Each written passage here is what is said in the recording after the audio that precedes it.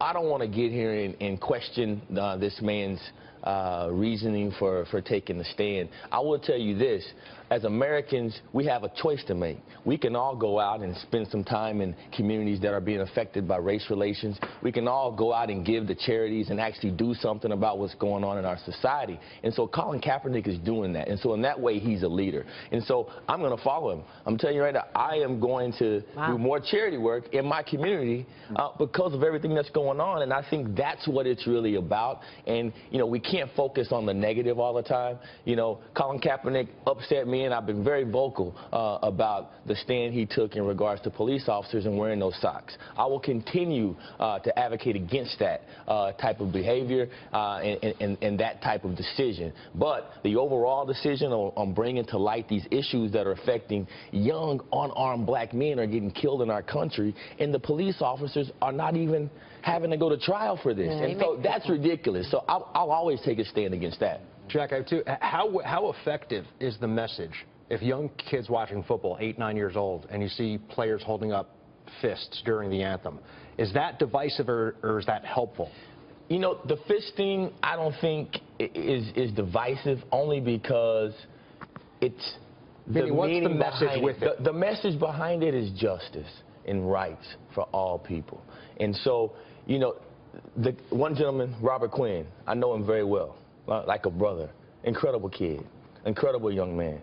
In the community, does, you know, clean, spotless record, does nothing but go out and show what's good about this country. And so we have an issue right now. We've got to discuss. But is the message being sent? Because the messages we continue to see, all we're seeing is the protesting. We're seeing this. We're seeing. Kneeling. I don't agree with that. I don't agree with that. Because I think my take is when I see it, I see hostility.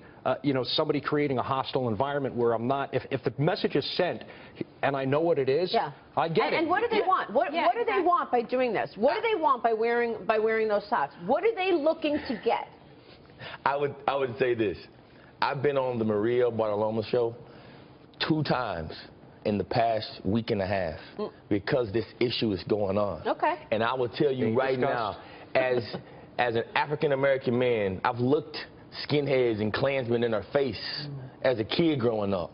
I am so happy that this country is finally having this discussion. We're learning the history of police. We have issues with the police departments in America that are not keeping these men who are serving our communities accountable, right? So that's a problem. But at the same time, we can't label everyone as bad. So we have great police officers all around this country. But it's like, you know, when the anti-Wall Street groups would protest, right, downtown Wall Street last year, and we had all this, you know, Wall Street against Wall, they would protest outside Jamie Dimon's Why can't I drive on the West Side Highway? There's 200,000 people. So, but were they expecting like Jamie Dimon to come out and write them a check? I mean, what's the point?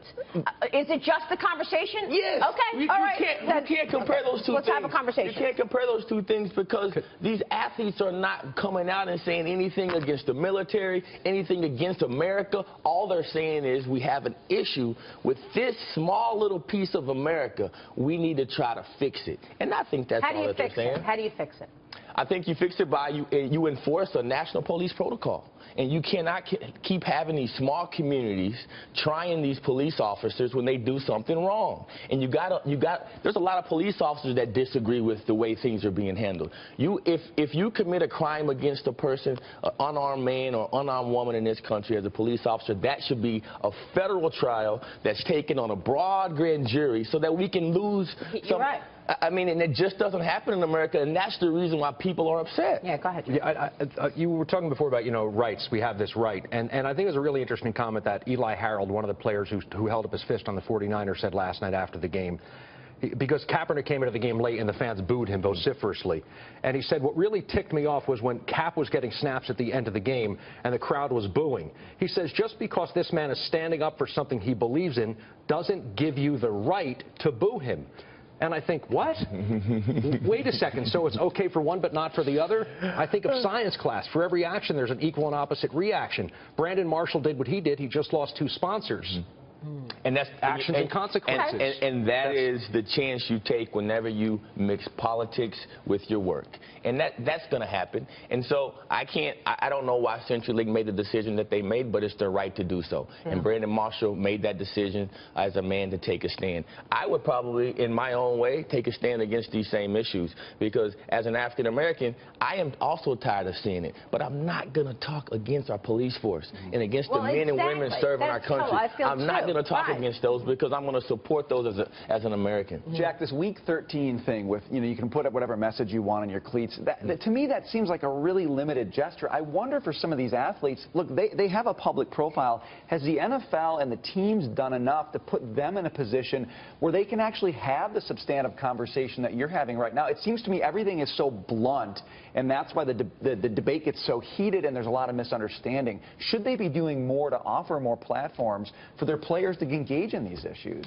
I think they should do, in a lot of ways, what they're doing, and that's keeping their hands off and letting the players be individuals. Right? Let's not forget, these men and women are professionals, right? They're getting paid money to do a job. So the politics of it, and the public can have the opinion that they want. And they're taking that really risk upon themselves on how they want to approach this issue, but it's their American right, and this is a free country. You're right. I will say that the National Football League is a unique platform. I mean, where else do you get this much attention? You saw what happened with the NBA. The NBA players came out, and Colin Kaepernick has gotten a lot more attention than LeBron James and Carmelo Anthony, and I think that's a good thing. We bumped into this segment. We were listening to a classic John Mellencamp song. I love Mellencamp. And one time at a concert, he started getting a little political and sharing beliefs, and lost a portion of the crowd at a certain point. Same thing happened at a Barbra Streisand concert that I was at, and she starts getting political, and everybody booed her and said, "Shut up." I used to be a Pink Floyd fan. Roger Waters has said too many things. The point I'm making, people don't want to hear your politics. I'm paying to see you play football.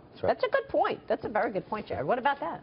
I agree with you totally. I mean, you're there to play a game, and that's why you're there. But at the same time, you're in the national anthem, right? What happens if people stop going to games? And by the way, how much does Colin Kaepernick make? I mean, America has created a pretty good environment for Colin Kaepernick. It's the #1 selling jersey in the National Football League right now. Bingo.